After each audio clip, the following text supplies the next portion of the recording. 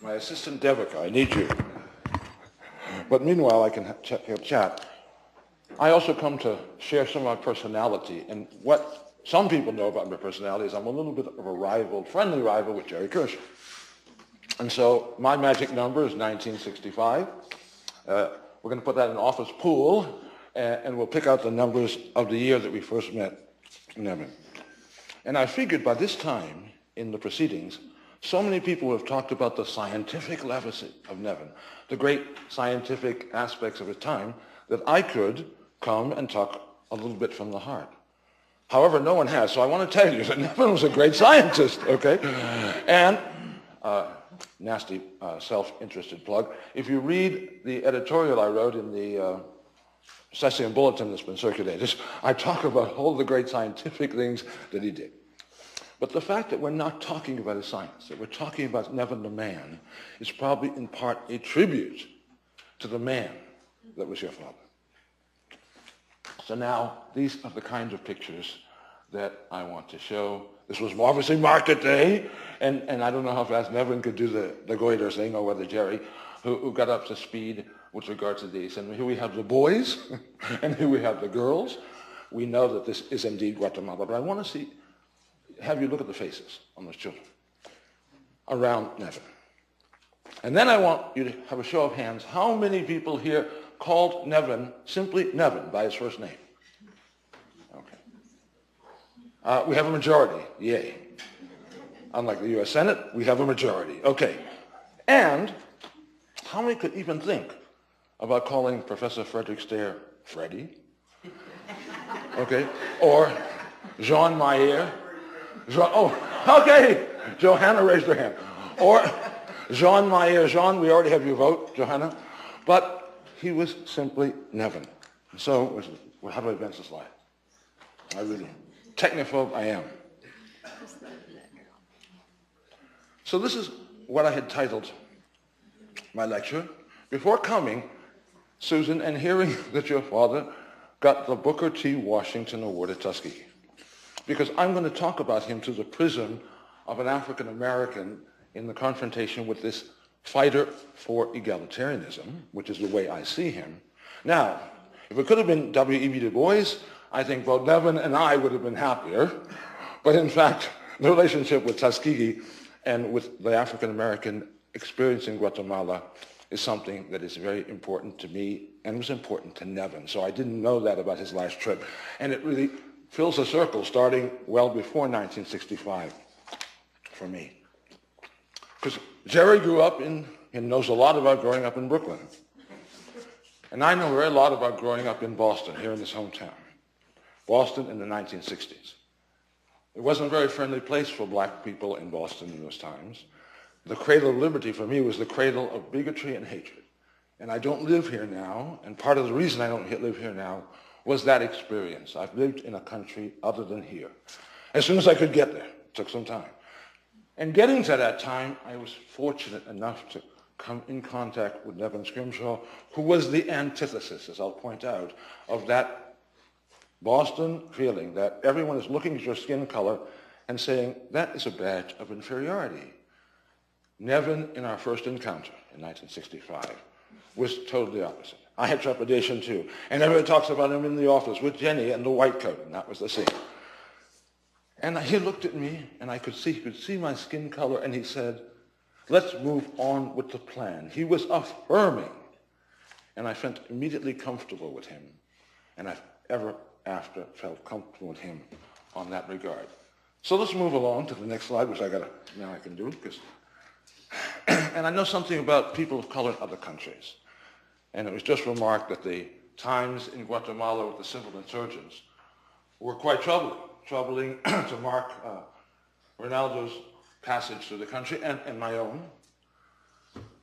And most of you, well, not most of you don't, but Jerry and Rob and Irv, and unfortunately Nevin got to know my adoptive family in Guatemala, and I'll give you their names: Jose Felipe Relach Chet and Lydia Pretzensin Yok. They are both, interestingly, Cachel by mother's and Quiche life followers. And they have enriched my lives over the time. But I know something about their relationship to the world and to discrimination and to oppression. And the next slide. Oh, I got it. Thank you. Look at the woman's face and look at Nevin's face. The opposite, the antithesis of the experience that many, I think she, if I can look quickly, is probably Quiche. Next slide. I got it. So, how did I meet him? Well, I was at this black and white gray school over here, and I was interested in nutrition, and he was at this colorful black and white gray school over here, and I cross-registered, and Nevin took me on in that meeting in 1965 as his thesis student to do my undergraduate thesis. And it was dignity that I saw in him, and it was dignity that I was going for. Nevin has been an effector of dignity in many different ways for many different people that perhaps we need to remember.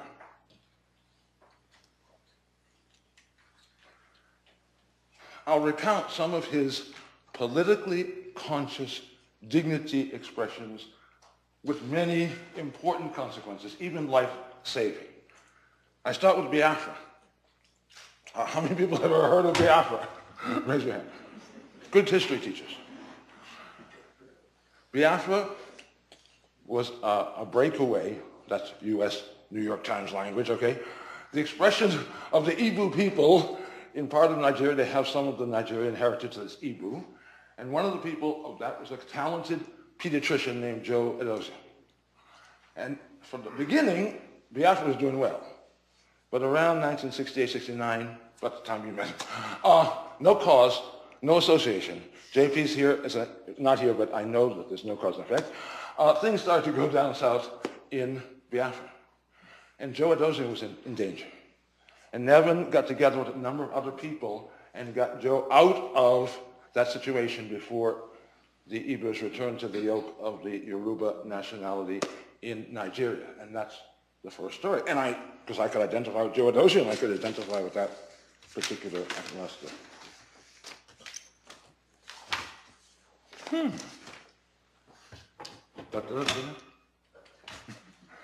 Then there was a few years later in Chile, 1973. Two outstanding professionals, Giorgio Solomano, Maria Angelica Taglia, who were outstanding public health professionals and also socialists, which was a very dangerous situation to combine in Chile after the Pinochet took over from Allende. And Nevin used his incipient work with the UNU, again, to take both of those people out of harm and put them into service for the world away from the threat of the Chilean dictatorship. And in the next few years, the UNU would grow and become strengthened. And there would be projects at INCAP where UNU fellows would pass through and be identified and formed and go on. And one of the first ones there was a dentist called Hugo Amigo, who had actually been persecuted physically and tortured in the situation. And another was an Argentine who became my very close friend, my compadre. I'm godfather of his children, who had experienced his threat in the dirty war in Argentina, is not sleeping in the same bed every night, and he's here in this room, and it's Benjamin Caballero, who came out of Argentina in those dangerous times of the dirty war around 1980. I remember so distinctly a few years ago in one of the board meetings, we recently had a relatively good Kenyan election, not a good result, but a good process. In a previous one, we had a good result and a very bad process. And Ruth, who couldn't be here today, was in grave danger. And Nevin was almost streaming with tears saying to the board, I know this is not an official procedure, but can we help Ruth? And what he meant was making available some money such that if Ruth was really at the point of physical danger, that she could be rescued. So we have rescues in Biafra, and in Chile, and in Argentina, and in Kenya. And I know this about Nevin in his political sense because he understood and he loved Southeast Asia. He loved Thailand. He was so proud of his knighthood. And I remember when he came back, I said, Sir Nevin. He said, you never call me Sir Nevin again. ... unless we're in Thailand. So the first thing I did when we got together at the IUNS meeting in Bangkok was, Sir Nevin, you're in Thailand. He loved the country, and he loved and understood Southeast Asia, but he understood the world in the egalitarian sense of all people. And in this conversation, we talked about Indonesia and his friend Darwin Kayati. How many people know Darwin Kayati? A great, and could have been greater, professional. And he talked to a guy and he said, you know, that Darwin's Chinese. I said, he is? He's got a name Kayati, that's an Indonesian name. No, that wasn't the name he was born with. He was born with a Chinese name. And he recounted with me the history, 1966, of the persecution of the PKI, the Communist Party of Indonesia, a legitimate party. And he said there was a very interesting syllogism. The People's Republic of China was Chinese. Communists were Chinese. Therefore, the Chinese of Indonesia were a threat.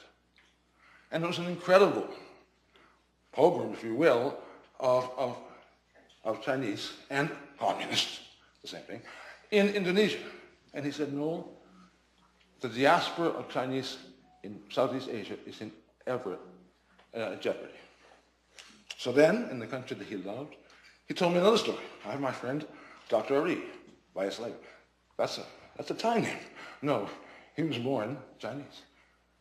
But he's made a great contribution to Thailand, but it's kind of always kind of a slippery slope. And you know what happened in Indonesia? We could have that there. And then he had this wonderful young student named Imorn Ulum Kesman. But her father wasn't born Ulum Kesman, nor was the father of Wasatusen. And he sensitized me about his protective spirit for making sure that all Thais, all Indonesians, all Kenyans, all South Americans, and all Nigerians were equally worthy of dignity. And so, we come to the other important issue of majority rights of our century and the last century. And Irv reminded me, I forgot it. He said, no, you were kind of weird back in Chicago. You wore an ERA bracelet. And I'm glad I did. And I hadn't remembered it. But anyway, there's the EAR in Nevin. And I'm sure it was there. He was feminist before it was cool. It started up in the left-hand corner with those two anthropologists who he made every effort in his being that they could express their anthropology. I don't have pictures of all of these important women at INCAP. We have Susana Icaza from Panama. We have Marta Julia Sellers, who showed up in Guatemala a month ago to renew her acquaintance with the country. She's a retired professor in psychology from Harvard, Guatemalan, Garcia de Sellers. We had Dorothy Wilson. We had Connie Ariadne. We had women who Nevin, in the early years, before 1961, was putting into places of equality and expression in the literature, along with the two recently departed, Raquel 3 years ago and Marina just a month ago, the Flores sisters. So when Pat Engel got to INCAP, INCAP was a liberated zone for the respect and expectation of women to work in equality as professionals within the environment. I can't mention too many Guatemalan institutions, even today, that have that, but Nevin implanted that on Guatemalan soil. And when he was the IUNS president, Barbara Underwood, Lindsay Allen, I got pictures in the time. These are in the time of the event. And Gretel were among the people who got a global promotion and because of Nevin's staffing of his various IUN posts. And so more recently, people who are in the room, this is the young group, young in the history here, of Ellen and Karen and Imorn, because of Nevin's sense that all people, not only if they're a majority of women, they still have their rights. And I didn't have my digital camera then, and now Jerry has it, but that's even more dangerous. But I remember we used to have 2 meetings a year, And one of them was in the winter. And I have no longer, several things about Boston I don't like anymore, and one of them is the cold. But we were over at the Harrison Ave, and Nevin said, Irv said, come over, Nevin, this is the first night of Hanukkah, and I want you to light a candle on my menorah. So my trying to keep up with Nevin as we walked to the Boston Common and up to the Marlborough Hilton. And I had a camera, and I have the picture, but it's probably celluloid. Who heard of celluloid? It's something you used to do in the camera. It's all been suppressed. And Nevin put on the yarmulke, I took the picture, he lit the candle. So, oops. In fact, some of his best friends were blacks, Jews, Chileans. He was a man of all people. Now it's been downhill since he left us, but he hasn't really. Because what I've been trying to say is that the spirit of Nevin was in fact from Nevin as equality for all. So in the final edition, Nevin equals equality. That's awesome.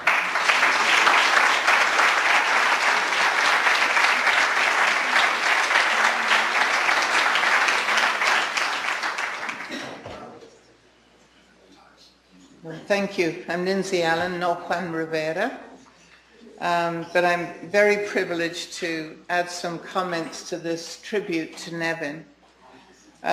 He, to me, has been a mentor and friend since the late 1970s when I was a faculty member down the road at the University of Connecticut. And at that time, he had many excellent workshops at MIT, UNU workshops, and it was the first time I met many of you. And in those meetings, we literally produced a book in 4 or 5 days in a meeting. He never did things the normal way. We worked all through the evenings, all through the night sometimes to produce the, on paper, what we were going to say in this book. And as a result of that, the people I met and the confidence that I gained, the little I learned about international nutrition, it turned out, gave me enough confidence to start my own career in international nutrition. And so with Gretel Pelto and Adolfo Chavez, we started this enormous project in Mexico. And from then on, I've always done international nutrition research. I think those of us involved in international nutrition will very easily recognize the main characteristic of Nevin, which put him above the rest of us. Most of us go to developing countries, assess the nutrition situation, do intervention studies, which are often designed before we get there. We disseminate the results, but often not sufficiently locally. And we try then to influence policy by sitting on important committees and organizations to which we give advice. How very differently Nevin approached solving the problem of malnutrition. He saw the need for nutrition research in Central America, so he founded INCAP. He saw goiter and solved it by developing iodized salt. He saw the need for local improved winning foods, and he founded and formed Incaparina and Balajar.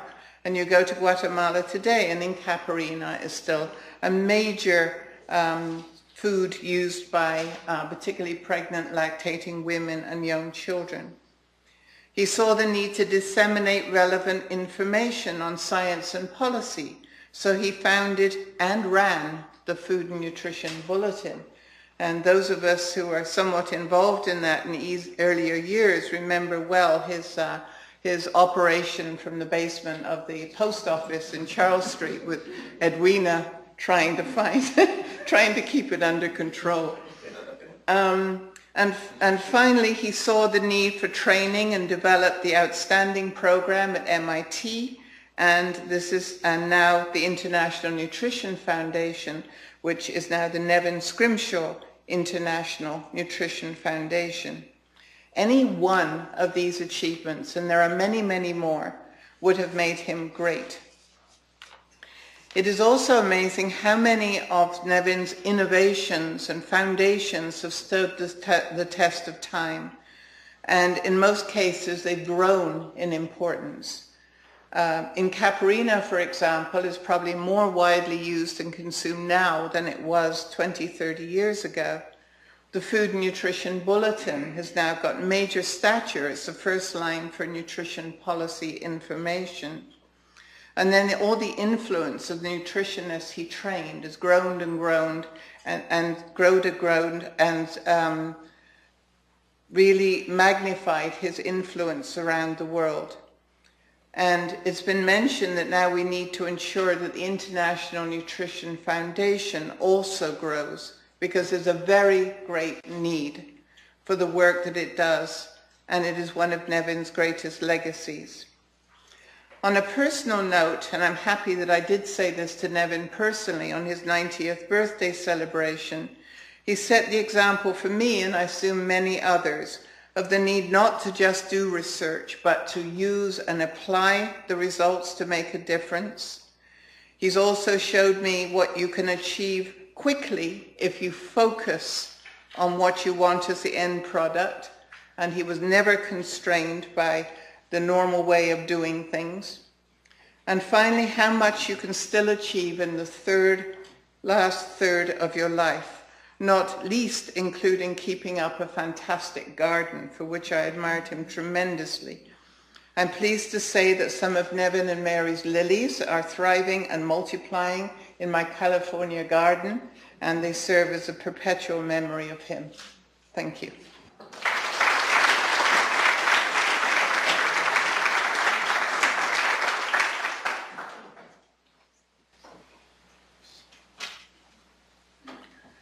So I'm Ellen Messer, and I'm a nutritional anthropologist, and in my capacity as an officer of our Committee on Nutritional Anthropology many years ago in the early 1980s, I first had the opportunity to interact intensively with Nevin around our short course on nutritional methods for anthropologists. And as I look out in this group assembled here, I see people who took that course from the anthropology side, and I also see many of the mentors from the nutrition side. Nevin just brought us all together. He volunteered you, the nutritionists, to come teach us, the anthropologists, the skills, and he also taught us the joys of doing 24-hour food and nutrition recalls after he had very innocently taken us out to do a multi-course Chinese banquet the night before. It was really quite something. He also then did the other side. He, as we just heard, he constructed these workshops on anthropological methods for nutritionists and made sure they got published very quickly. He drew us all together at meetings that he organized at international nutrition congresses, and he and Mary worked very closely together trying to look at the International Commission on Anthropology of Food for North America, trying to make them work together with United Nations University on networking projects, particularly around famine response. So he was always working on those issues. Moving on to my work with the Brown University World Hunger Program over the 12-year period around 1987 to 1999. Our first project was looking at hunger definitions and concepts in hunger and history, and he immediately came and worked with us, adding the nutrition perspective.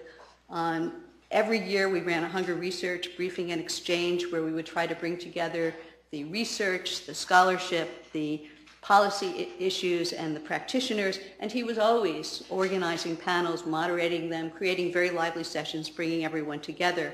We were able to honor him with a Feinstein Hunger Award for outstanding scholars contributing to solving hunger problems, with documentation that hopefully then contributed and was recognized in the World Food Prize. But mainly, I want to talk about his boundless energy and his capacity to build community. He was always bringing us all together, helping us devise a broader and a deeper research agenda. And wherever I went, I was able to interact with colleagues, including my esteemed colleagues from Mahidol in Thailand, and all of the institutions then were able to work together as Nevin's contacts became everyone's contacts as we worked together on projects such as the ambitious project Overcoming Hunger in the 1990s, which tried to talk about what it would take to have hunger by the year 2000. Obviously, we're still working on some of those issues. As a professional, from a personal standpoint, Nevin was always very generous in providing encouragement, library resources, university addresses, and additional editorial resources, not only encouraging and insistent that research should always and quickly lead to publication, but he always provided the extra incentives and conduits to make these happen. He was always providing connections, insisting that anywhere I went on my other work, I was always doing site visits. And that was not so much to check up on his UNU fellows, but it was to give them a sense that they were still connected to his energy and his concern. And they were always welcoming me. They wanted to know how he was doing. We're delighted to have those contacts. And he was the professional model citizen, an international public servant, and he took that role very seriously, a nutrition scholar and advocate working with all kinds of political figures to try to bring about universal iodization of salt, for example, and charismatic, effervescent, soaring energy levels. I must admit I never heard him sing, but he certainly loved to dance and always lead. Yeah. So there he was, a creator of community where individuals could give their best, their most, never feel isolated or disoriented. We were a community because he was helping make it so, shaping that. And I want to close with a poem that I sent to Mary Scrimshaw, who was very much part of the team, and also Susan was part of this team, that I wrote shortly after Nevin's death. And please bear with me. And here's what I wrote. Thinking of you, both Mary and Nevin, while remembering Nevin, I'm writing a history and ethnography of hunger, reflecting on his roles, your roles, in anthropology and food and nutrition science, policy, practice, our serious and celebratory times in Boston, Cambridge, Providence, Commonwealth Avenue, Charles Street, Waterville Valley, Puebla, Mexico, Brighton, UK, Bellagio, Italy, CNA, ICAF, UNU, INF, Harvard, MIT, Tufts, protein, micronutrients, RAP, social science for food and nutrition policy, researching, editing, publishing, educating, training, mentoring, connecting, supporting, funding, engaging, organizing, energizing, partnering, cooperating, collaborating, analyzing, synthesizing, advancing, nourishing, healing, guiding, challenging, impassioning, demanding, dancing, gardening, cooking, husbanding, fathering, grandfathering, climbing, skiing, building, testing, experimenting, extending, expanding knowledge, wisdom, goodness, championing truth, health, humanity, offering wholehearted generosity, hospitality, tirelessly pursuing cross-cultural understandings, sensibilities. So we move into the future, never forgetting and always strengthening this legacy and community.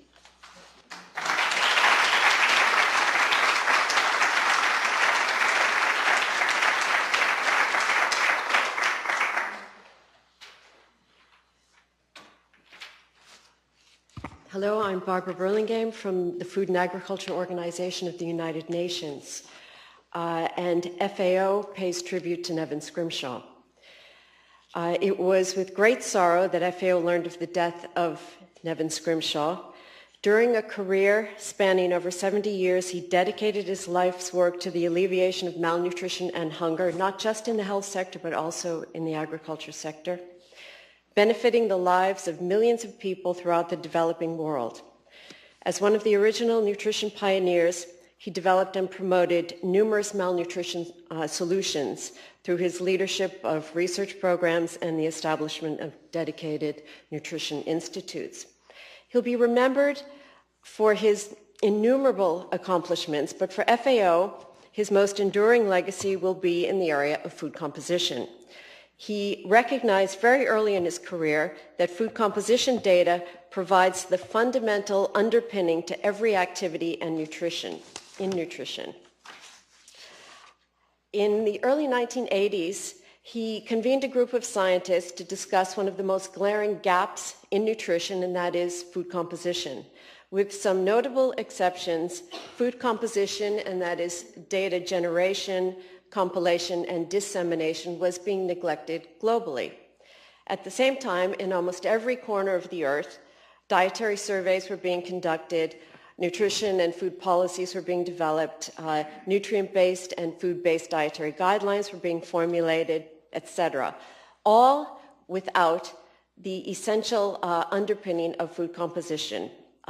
In most parts of the world, these were either non-existent or very poor.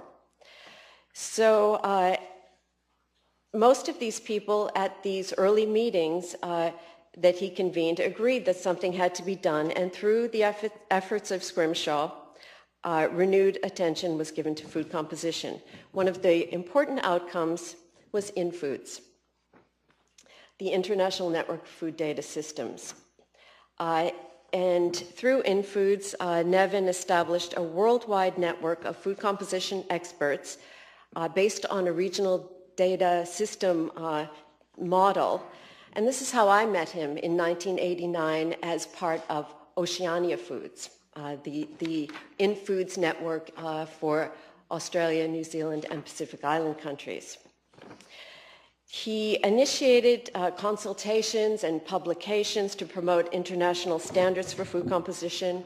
He established the Journal of Food Composition and Analysis, which now runs under Elsevier. He provided resources to scientific institutions in developing countries to undertake food composition studies to produce more and better data.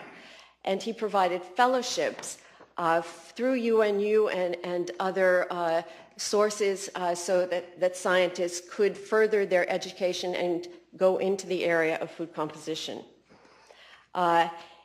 All these things that he did have lives of their own now. This was one of his important legacies. Is he would create something, he would nurture it, and he would then allow it to have a life of its own and thrive. And these things did. One of the important publications that Nevin funded very early on was one of the most important books on food composition that is used as the basis today for people studying this topic and working in food composition. And in 1988, he wrote a letter to Heather Greenfield, one of two co-authors of this publication, and I thought it was a quintessential Nevin letter, and I'll only read the beginning of it. He said, "Dear Heather, who was stationed in New Caledonia in the middle of the Pacific, time has gone by so rapidly since our meetings in Sydney and Osaka that I can scarcely believe it. I have managed 16 days of 3 to 3.5 hours of downhill skiing and more than twice as much time on the word processor on those same days." And that was typically Nevin. And this was 1988, so already he was 70 years old. In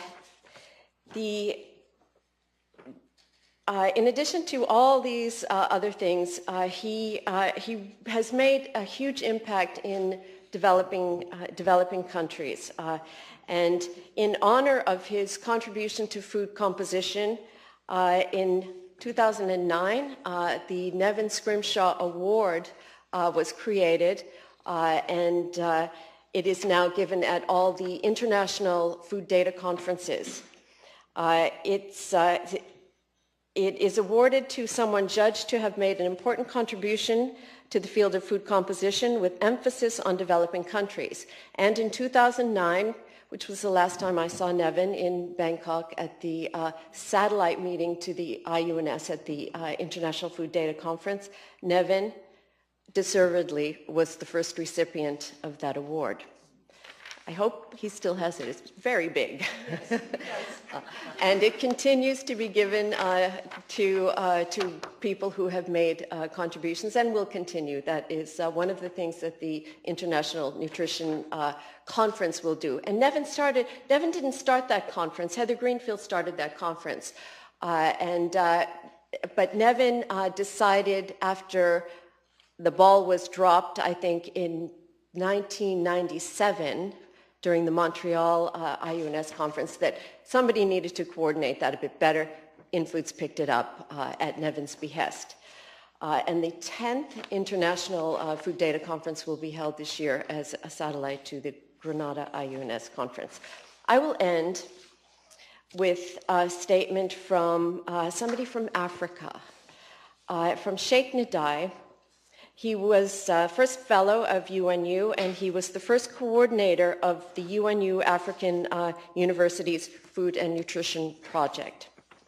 He says, "We, meaning all of Africa, admired him for always bringing encouragements, enthusiasm, and stimulating ideas to our work. For many generations to come, we inherit precious knowledge from the wealth of his contributions." Nevin lived to a good and honorable old age, and Africa will recall him as a great friend. Thank you.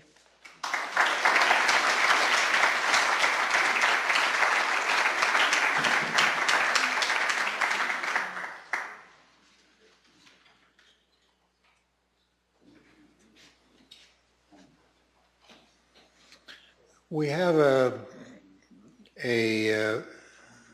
video that was taken a couple of years ago, which demonstrates Nevin Scrimshaw at the time with some of his continuing and persisting energies. I've sometimes wondered, since most of us have mostly white or gray adipose tissue, which is a reflection of our sort of energy level, and especially of our mitochondrial concentration. I wonder if Nevin, in fact, had only brown adipose tissue, which might explain the fact that his level of energetics was a reflection of a concentration of mitochondria that was totally off the charts. But here's an opportunity. Before we show that movie, here's an opportunity if some of you want to add some of your tributes and reflections. I'll ask Devika Suri to hand you the microphone, as long as you promise not to use it for too long.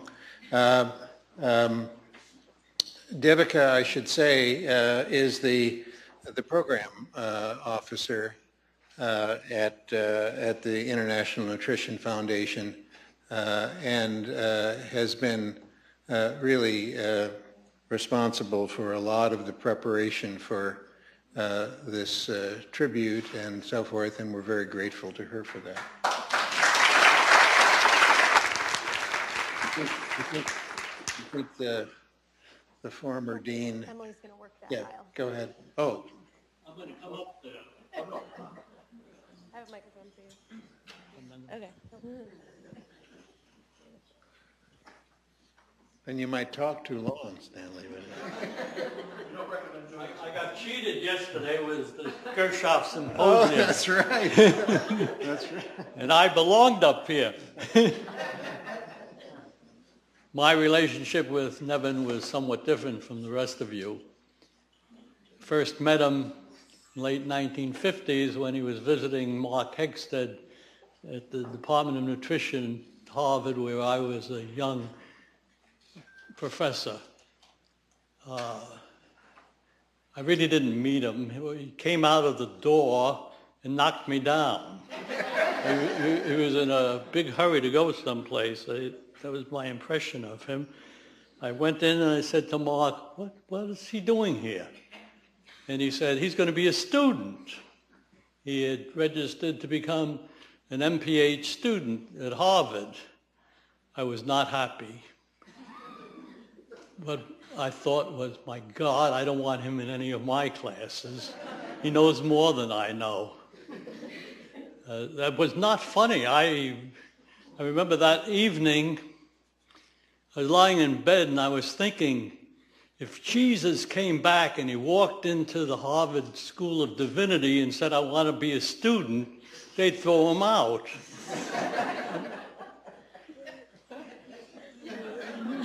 Well, I was lucky. Nevin somehow or other didn't take nutrition courses at Harvard, but I'd see him here and there. And the next thing I knew, he was the head of this department at MIT. Now that had been a food technology department, and it had a whole bunch of people there who had very different interests. I used to like to go over because they had a better nutrition seminar series that he organized than we had. The problem was getting a parking place. And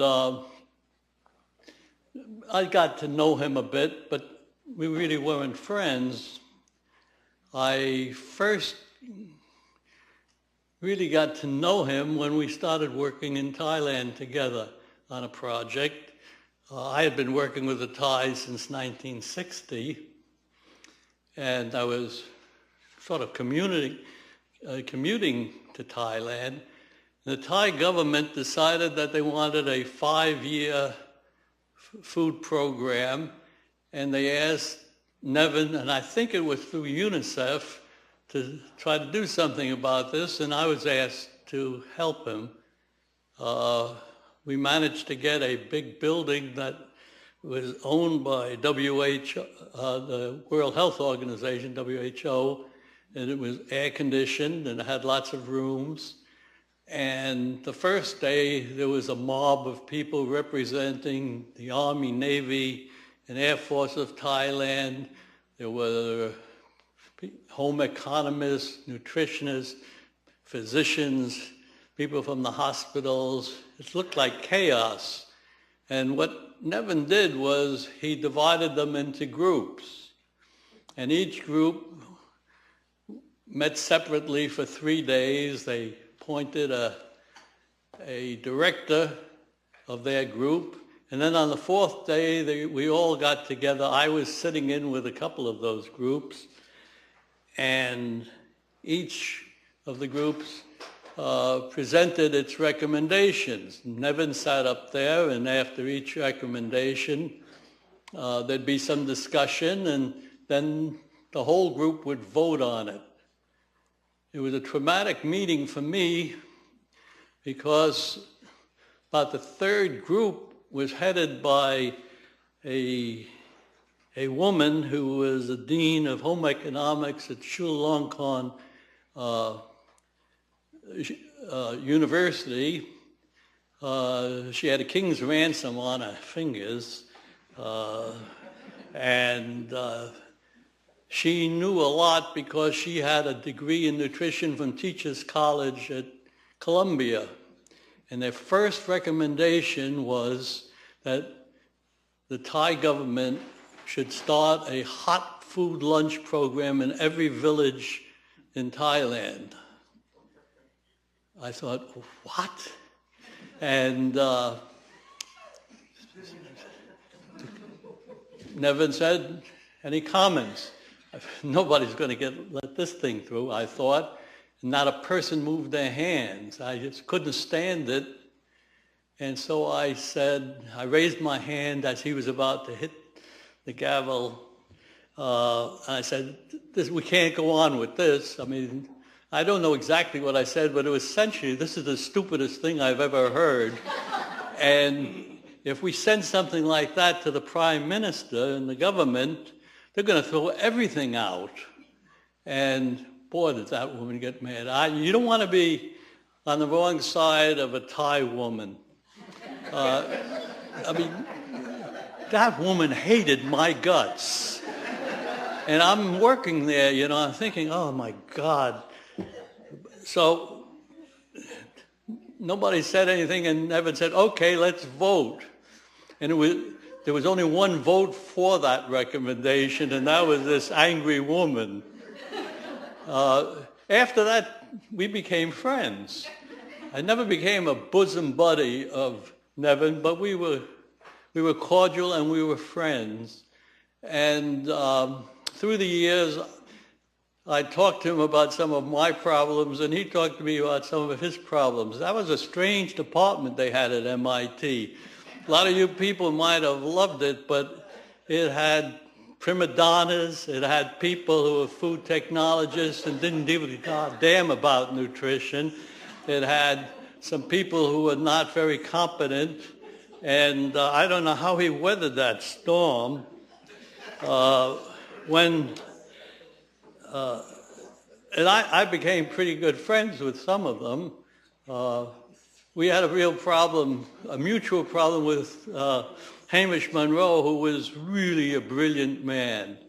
He also he loved MIT. He didn't have a good word for one person in that department.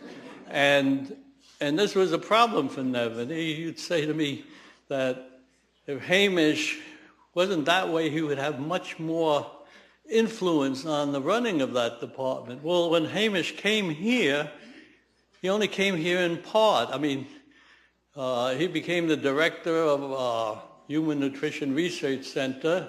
He was a senior civil servant in the Department of Agriculture, and he spent all his spare time at MIT. He never gave up that laboratory. And if I wanted to see him for lunch, I usually went over to the MIT faculty dining room. When about the time that Nevin retired, sit down, please. About the time that you're getting old, you're 82 years old, sit down. So about the time that Nevin retired, I had developed a real good friendship. I was a buddy of Vernon Young. I really loved Vernon, especially when he was drunk, which was much of the time. And Vernon wanted to come here to Tufts. And I said, okay. I said, what are your conditions? Well, he wanted his appointment to be in the medical school. And I said, Vernon, there's no way you're coming to Tufts and have your primary appointment in the medical school. You're going to be a professor of nutrition. But I had one other problem, and that was that Hamish had told me that Vernon was no good. And so I went to Hamish and I said, look, Hamish, this is what you told me, and this is the only time in all the years I knew that man that he changed his mind. He says, I was wrong. He is good. And we sent him a contract, and unfortunately, about 2 days after we sent the contract, Vernon had a heart attack. And it was a serious heart attack, and he never arrived. But I think he was sort of Scrimshaw's protege, and Scrimshaw used to really help him, as he did with everybody who really liked. And when he left MIT, I almost immediately gave him an appointment as a visiting professor at Tufts in the School of Nutrition. I thought it would be good for him, and it would be good for us, and it was better than I thought. And it was a real pleasure for me to do that, because I didn't ask anybody, and we weren't going to pay him anything, so nobody really cared. And I didn't have to go through, all of these things we have to do when you want to hire somebody new. And after that, we were pretty good friends, and I haven't seen him in a while, but I really miss him, and I want to thank you.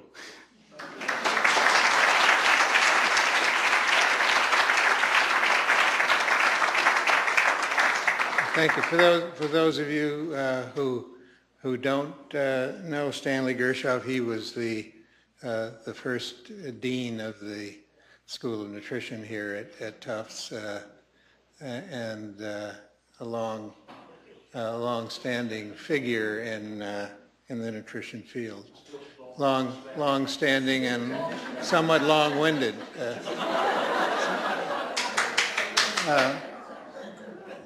So if you're not intimidated by that, there's still other microphones here.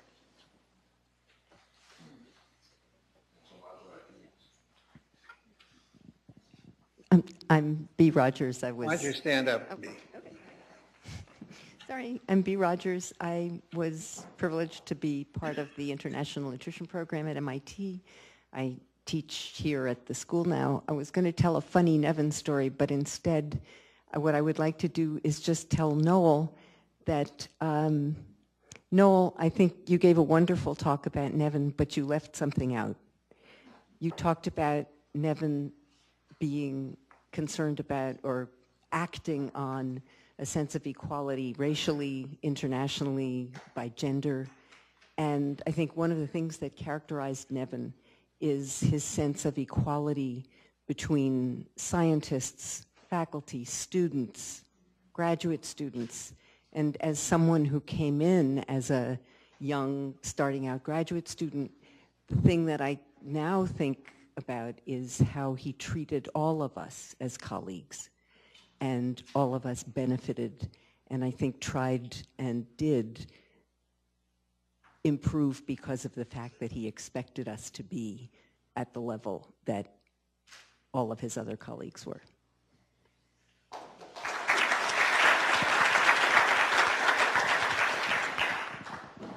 Good afternoon. I'm Sheila Kuzminski, anthropologist from Rutgers University. And I first met Nevin actually in 1966, so it goes back a little ways. Through Mary, we were graduate students together in anthropology at Brandeis. And so she introduced me to Nevin because of our mutual interests in nutrition, health, gender. And while I was studying for my comps, Nevin gave me a part-time job at MIT in the Department of Nutrition and was working on the papers from the three-village study in Guatemala, and this was my introduction. I thought I was going to Kenya to do my dissertation research. Well, Nevin encouraged me, supported me, enabled me to go to Guatemala. And through affiliation with INCAP, and this was in '68, I worked and did my dissertation research in a village, Mayan village in the highlands of Guatemala. And came back, and after a few years, and got my degree, Nevin and Mary invited me to go with them to the plantation that Nevin had been working on, where he was doing this interdisciplinary research project on the ecological assessment of nutrition on a Guatemalan plantation, and was training clinicians in nutrition as a field school. And so I went, and this was an incredible learning experience, extremely intense, but learning about nutrition and infection synergism on the ground. And after that,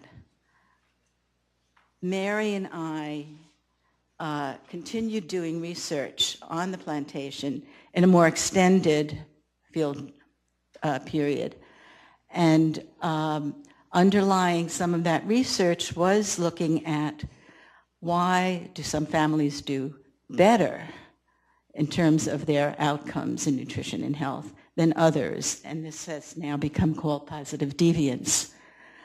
And we ended up with doing several publications from that work.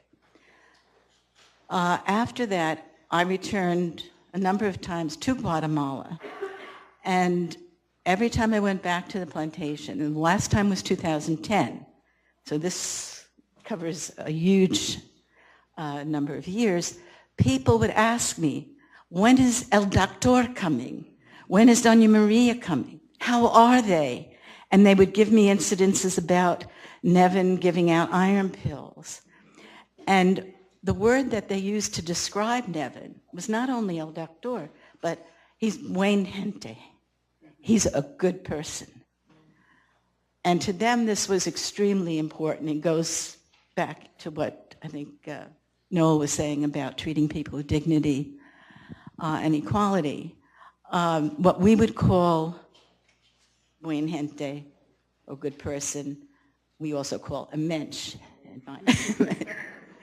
And I think that is one of the legacies that Nevin has in these people's minds and to others and to myself. And I'll be eternally grateful to him for his shaping my professional career, but also becoming part of his family, innumerable cases. So both professionally and personally, I am very much indebted to him. Thank you. Thank you.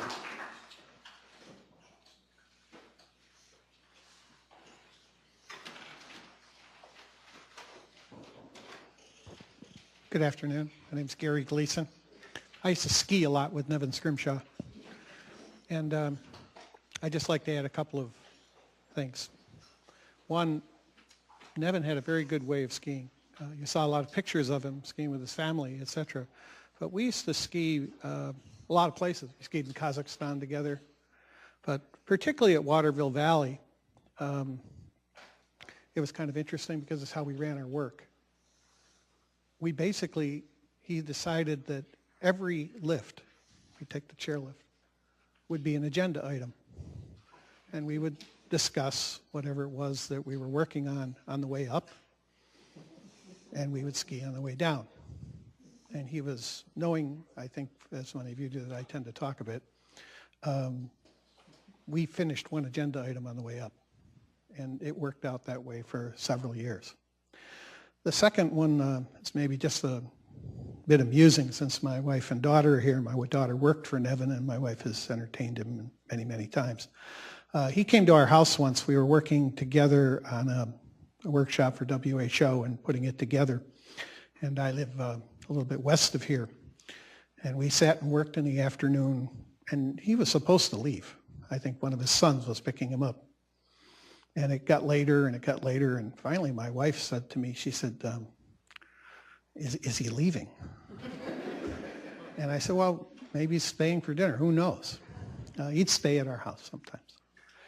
And she said, he can't stay for dinner. And I said, well, why not? She said, because I have bratwurst. And we were going to grill them. And she knew Nevin very well. And she said, I can't serve Nevin Scrimshaw bratwurst. And it got later, and it got later, and he saw them. I said, Nevin, you're welcome to stay. You know, you can have some salad. And as those of you who have stayed at his house, you know that salad was a very spontaneous thing. One time when my daughter was working there, I believe he took her oatmeal in the morning and went out and garnished it with at least 16 different kinds of leaves and God knows what, and gave it to her. But he said, okay, I'll just have some salad. I'll just have some salad. And I said, fine. And we barbecued the bratwurst and brought it in, and there were 3 or 4 of them, I can't remember. And we gave Nevin his salad, and we ate what we were eating. He looked, and he said, maybe I'll have one of those. And I thought this was somewhat interesting. And he said, do you have a rolling pin? And my wife said, yes, we have a rolling pin. And he said, well, just let me have it. We were sitting in the kitchen. He proceeded to take half a roll of paper towels, put it on the kitchen counter, slice the bratwurst in half, take another many kitchen towels, put them over the top, and beat the hell out of them with the rolling pin until he was sure that he was down to the dietary regulation of less than 20% calories from fat in a bratwurst, which he then proceeded to eat with great gusto as my wife tried very hard not to crawl under the table. That was Nevin, and I think I could tell you many, many more, which I will not, including some from McDonald's, where he had a wonderful time looking at the menu when we'd have to stop there on the way to or from something. But he would find something, and he was one of the great advocates of apples and salad out of McDonald's. But on a little, perhaps more interesting and an important note that may be useful to you, Nevin taught me something, and since I'm not a nutritionist, I was very willing, and he actually thought he might learn something once in a while as well, coming from the field of communication. He brought a communication scientist into the PAG meetings at the UN in 1974. I didn't know this. I mean, I knew who he was because the person he brought in was my doctoral professor at the University of Iowa. And it never connected to me. But Joe Ashcroft, Professor Ashcroft, was very pleased about this and felt that these nutritionists could learn something. And 20 years later, we ended up working together for another 20 years. But I think this, in 1990, about 2001, 2002, as you know, the International Nutrition Foundation, now Nevin Scrimshaw International Nutrition Foundation, received $5 million from the Ellison Medical Foundation for fellowships, for a fellowship program, and was run by Nevin and Ricardo, who's here. After 3 years, we were able to, after much work, we had a little bit of money left over, and he agreed to spend some of that money on workshops in research. We had something we've been discussing for many years, and on improving the management of research, which runs from one end of the research process to the other, and ends with something that we've called research communication, or the utilization of research results. And we put together, he agreed to this, we put together the 5-day workshop, and we ran the first one in Mysore in India, and we had 18 nationalities there. We had a fellow from WHO, Dr. Uma Kartolu, myself, and he running this workshop. We were the facilitators. It was just a wonderful time. We had 34 very good nutrition and public health scientists. And in normal terms, we worked our 18-hour days, and everything went well until the night before the last session. And we had our pullout, and Nevin was quite circumspect. We all had our one cocktail, as you know he liked. And he said halfway through this, and he said, he was kind of congratulating ourselves, and he said, we're not running any more of these workshops. And I said, come on, after 3 years, this thing, look at these people. They're all happy. They've done well. We've been very successful. He said, I'm not running any more of these workshops. And I wasn't very happy about this, needless to say. And he said, these people have all done well. Yes. Most of my life, I've made sure people learn and learn to love learning. He said, but these people are going to walk back into their institutions in South Africa, in Morocco, in India, in Thailand, in Vietnam, and they're not going to have any influence because they're just one person. And what we're proposing is too radical, which included problem-based research agendas, a definite perspective on ethics, which is a bit missing some places, all the way through to research communication. He said, we can't do it. He said, they're not going to win. I said, well, what if we have a workshop, or we think about it 6 months from now? And that was fine. Everybody left. They didn't know. And over a 6-month period, we did figure out a solution, which he was always open to. Provided you had good ideas, he would listen. And Imorn knows very well, she's here, that the next workshop was for Mahidol University, for INMU, and for the National Institute of Nutrition for Vietnam. We just had 2. But we had 10-person teams from each of those institutions. Imorn, I believe at that time, ran the team from INMU. The director from Vietnam was there.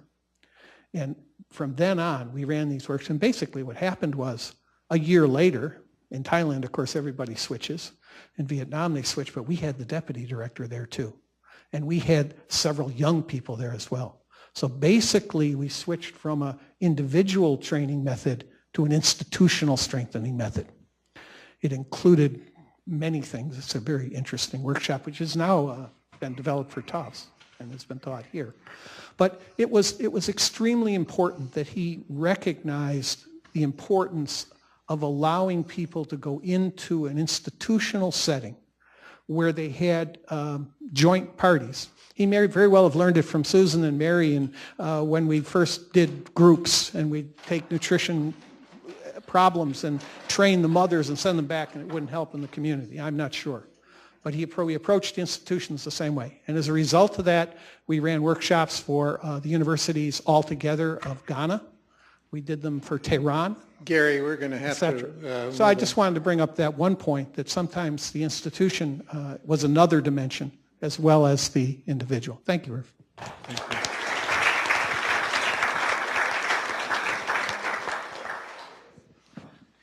think we have perhaps time for one more comment, recollection before going on to the video. Barbara. Irv, I can't leave here without paying tribute to Nevin. He pulled me out of the deserts. Underwood, a long-standing colleague and very favorite. He pulled me out of the deserts of. He pulled me out of the deserts of Pakistan when I was right out of graduate school, and everyone had told me, don't go out in the field, get a postdoc. That's the only way you're going to get ahead. And I looked at Nevin's career down in INCAP and all, and I just admired that man. And I went out to Pakistan, and I was working out in villages there. And he came through with a team from National Institutes of Health. And they got there, and oh man, I bet it was 110, 115 degrees that day. All the men went to the rest house, getting the air-conditioned rooms. Nevin saw me, and he says, come on, I want to see your work out in the field. So off we went in all that heat. First thing he did when the village came out to meet us was he lined up the kids and started doing a survey. And he taught me so much through the years, and I had the real privilege of coming to MIT and working in the UNU university program that he started there. We didn't always agree, but when we didn't agree, he made me justify my position. And so I just want to express my gratitude for all Nevin did for me as a woman at a time in, there were very few women in international nutrition. And his mentoring of me through all my career made all the difference in the world. And I just thank him and thank his family for, and particularly Mary, for standing behind him through all those years. Thank you.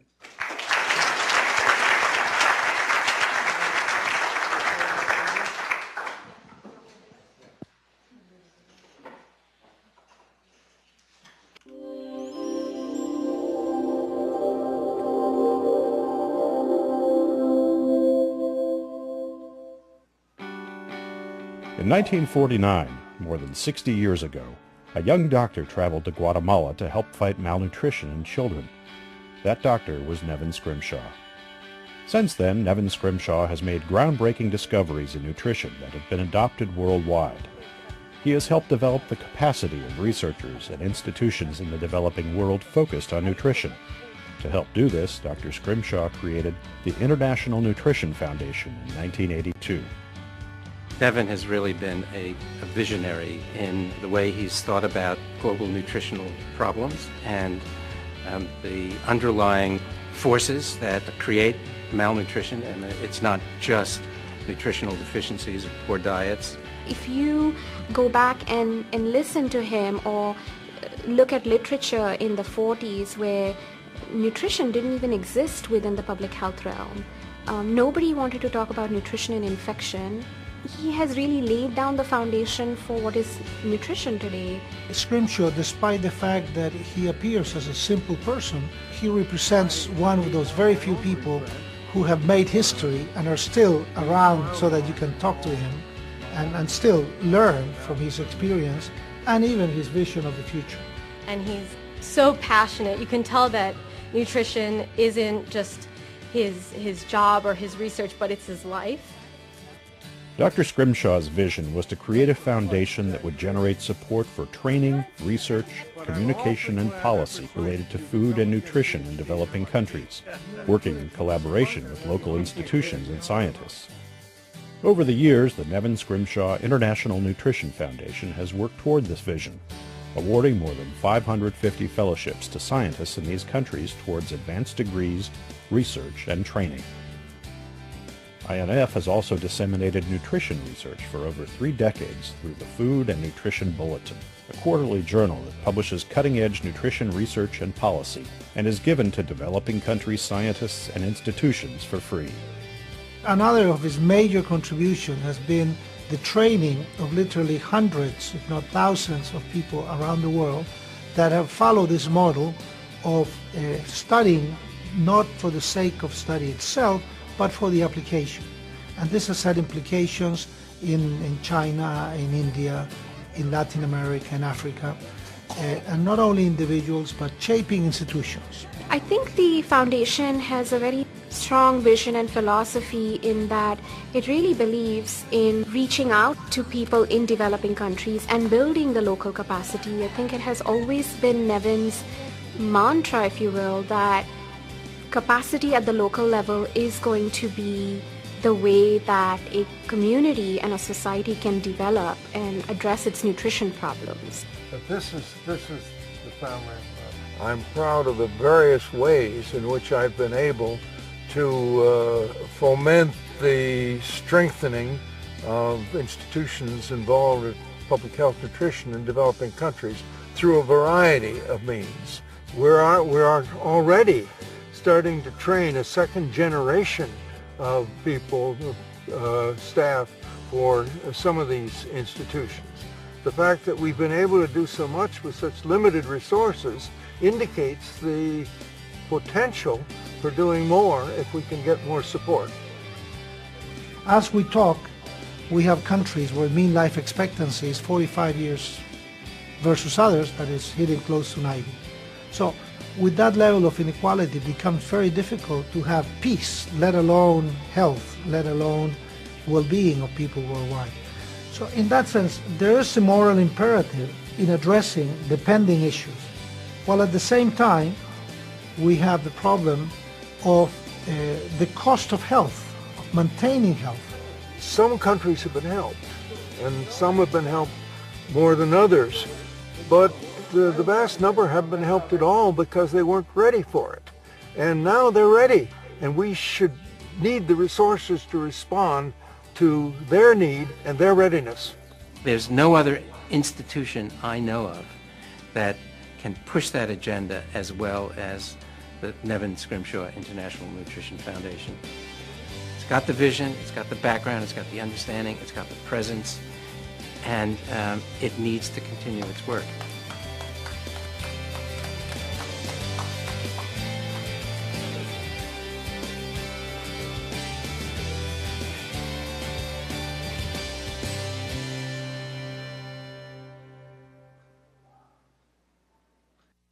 Simply invite you to some refreshments out and in the cafe afterwards, where we can continue to exchange ideas. I wanted to simply let you know that the board of the Nevin Scrimshaw International Nutrition Foundation has voted unanimously to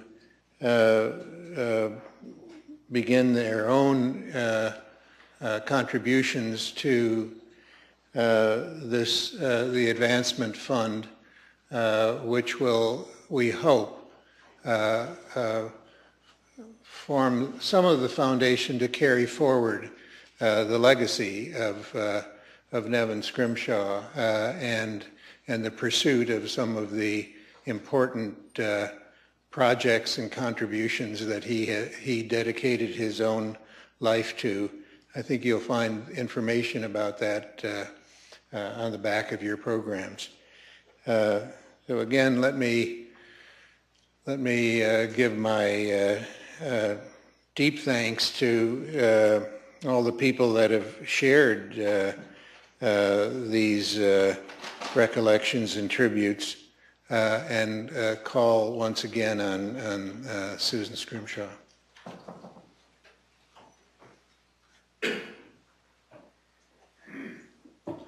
We've spent a long time reminiscing because it's very, very hard to let him go. And there's some ways in which we don't have to let him go, and I'll close with those in a moment, but I do want to thank Irv and Devika again, and everyone who spoke, our colleagues from Thailand. Many of the people mentioned in some of these conversations are here in the room. I know Janice Young is here, Vernon's wife, and many, many others. It's very special. One key to Dad was his absolute passion for helping people, for people. And there was a song that he asked be sung at the service that we had in New Hampshire called "I Would Be True." And the words, I'm not going to give you all the words, but it's, "I would be true, for there are those who trust me." And this was really the core of his sense. I would be true to the children of the world, to the pregnant mothers, to the young professionals who need to go into nutrition. You know, that was how he felt. The song also ends with, "I would look up and laugh and love and live." And he certainly did all of that, lived with great energy. And that leads me to the two thoughts that I want to leave with you. One is that all of us, probably everybody in this room, and of course particularly his family, I'm looking at my brothers and my husband and my niece here, knew that the only way you really could have a conversation with Dad was to do whatever he was doing with him at the time. Whether it was skiing, and we did. Going up the ski lift was when you had conversations. He was also known in Waterville that if you went up the ski lift with this enthusiastic gentleman, that you'd learn more about nutrition than you ever wanted to know, whether he knew you or not. But it would be gardening alongside him. It might be in the car. That was a good place, because if he was driving, he couldn't be doing something else. Meals, as people have said. So I want you to think now, as we go about our lives, we learn to work with Nevin Scrimshaw by working alongside him, or playing alongside him, or gardening alongside him. Think of him alongside you now as you go back to your lives, because he is there. And the second thought I will leave with you is he believed at a time when science and nutrition and medicine, well, nutrition as we know barely existed, and public health were concentrated in the US and in Europe. He knew that was wrong. And he believed that there was the potential for nutrition science and public health everywhere in the world, and that people all over the world should be building this nutrition infrastructure. And whether it was anywhere in the world he was, his greatest passion was mentoring. His greatest passion was building all of us. Everyone in this room has been influenced by that. And so the thing that I know he would want us to do is to leave this room and continue that work. And I know you are. But as you continue that work of mentoring and building the next generations of people in nutrition and in health and in anthropology and in economics and all of our disciplines, do it. Do it for Nevin Scrimshaw, because he's counting on all of us to continue that really critical legacy. So thank you very, very much.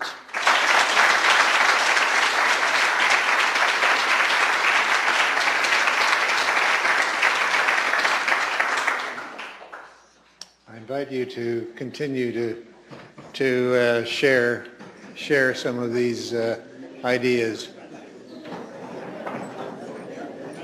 Is that?